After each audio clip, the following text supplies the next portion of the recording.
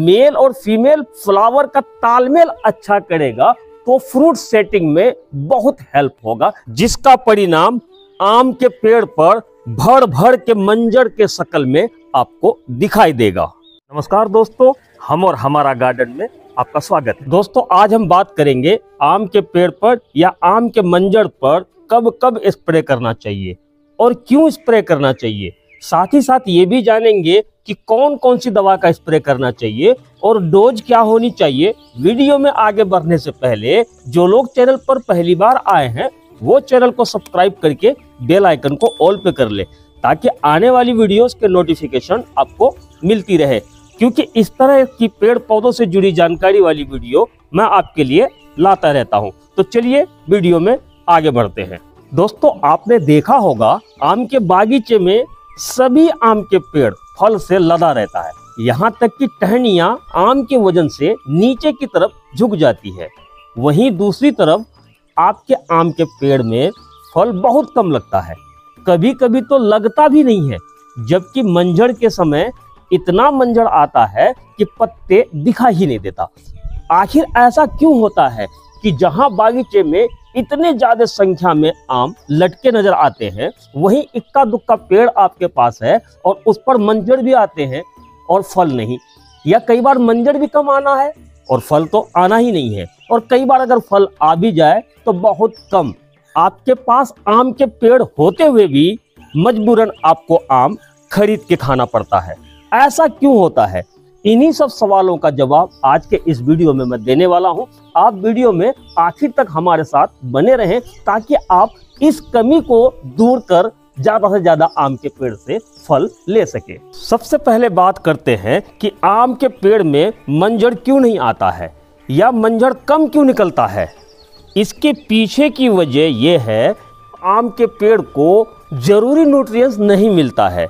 कोई भी फलदार पेड़ हो वो जरूरी न्यूट्रिएंट्स अपने जड़ों के सहारे बनाता है, तो वहीं दूसरी तरफ अपने पत्तों से भी अपने लिए भोजन बनाता है। और टहनियों में इस तरह से आप देखेंगे कि यहाँ टहनियाँ रुकी हुई है एकदम ही, और जब उसको सारी जरूरी न्यूट्रिएंट्स मिलता रहेगा, ग्लूकोज का लेवल बढ़ जाएगा, तो यहाँ से फुटाव आना स्टार्ट होगा। जब आम के पेड़ को जरूरी न्यूट्रिएंट्स नहीं मिलेगा तो वो मंजर कम निकालेगा, या हो सकता हो ना भी निकाले। इनके पत्तों पर देखेंगे आप तो इस तरह से धूल मिट्टी डस्ट चिपकी हुई मिलेगी।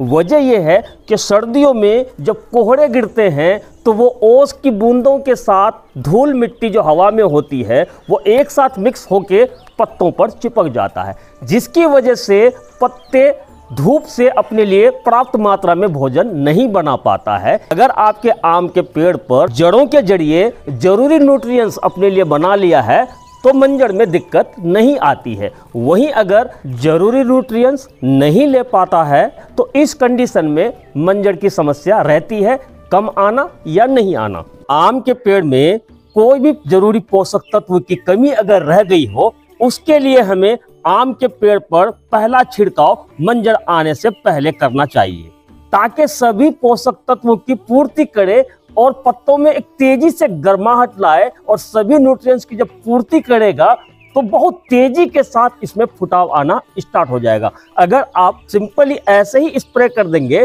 तो ये जितनी भी धूल मिट्टी जमी हुई है ये तो धुलेंगे ही धुलेंगे, और साथ ही साथ जब पत्ते धुल जाएंगे तो अपने लिए सभी जरूरी पोषक तत्वों की पूर्ति करेगा, जिसकी वजह से मंजर बहुत खुल के निकल आएगा। आम के पेड़ों पर मंजर आने से पहले मधुआ कीट लगना शुरू हो जाते हैं। इस समय अगर सही दवा का छिड़काव नहीं किया तो कीटों का प्रकोप बढ़ सकता है। आम के पेड़ों पर मधुआ कीट, दहिया कीट, पाउडरी मिल्ड्यू और एंथ्रेक्नोज आदि कीट लगने के चांसेस बहुत बढ़ जाते हैं। मधुआ कीट पेड़ के छाल के दरारों में छिपे होते हैं। दवा का छिड़काव इस प्रकार करना चाहिए ताकि दवा छाल के अंदर तक पहुंच जाए, और टेम्परेचर बढ़ने के साथ साथ ये कीट भी अपनी संख्या बढ़ाने लगते हैं। मंजर आने से पहले मधुआ कीट से बचने के लिए इमिडाक्लोप्रिड का स्प्रे करना चाहिए। इसका उपयोग 1 लीटर पानी में आधा ml मिलाकर घोल बनाकर छिड़काव करें। इस समय आपको 2 से 3 ग्राम सल्फर 1 लीटर पानी में घोलकर डालना चाहिए, ऐसा सल्फर जो पानी में आसानी से घुल जाए। सल्फर के स्प्रे से पाउडरी मिल्ड्यू नहीं लगता है।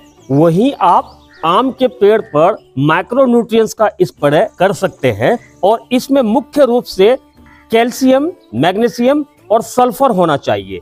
इसके अलावा और भी बहुत सारे पोषक तत्व होते हैं जिनमें लोहा, तांबा, जस्ता, मोलिब्डेनम, बोरोन इत्यादि तत्व होते हैं।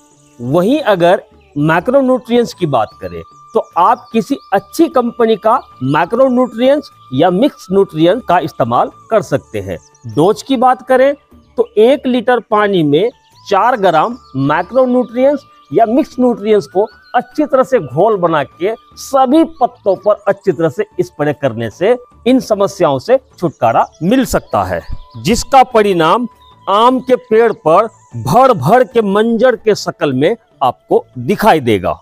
और मंजर ही नहीं बल्कि जितने मंजर आपके आम के पेड़ पर लगते हैं, इसमें मेल और फीमेल दोनों तरह के फ्लावर होते हैं।